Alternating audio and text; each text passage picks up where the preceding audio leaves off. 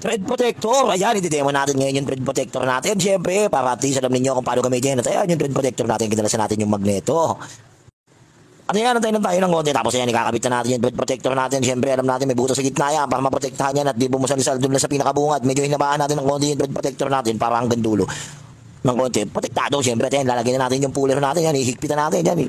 Pagkatapos, ilalagay na natin yung pinaka, ano niya, yung magtutulak. Para at least lumabas yung magneto natin kagad. At ayan, gagamitan natin siyempre ng, ano yan, ng impact wrench yan. Ito yan na. Napaka-easy. Yan ang gamit ng thread protector natin. Ito, tanggalin na natin yan. Ipapakita namin sa inyo.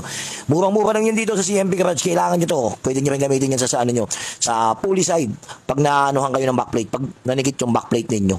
At ayan, ikakabit natin siya. At ayan, tinignan natin. Ayan yung nagtutulak o dun sa puller. Maliit na bagay pero malaki ng pakinabang. Di lahat ng shop meron yan. Kaya bumili ka na ng sarili mo para at least hindi mambusalisal yung sigunyal mo. Bye-bye!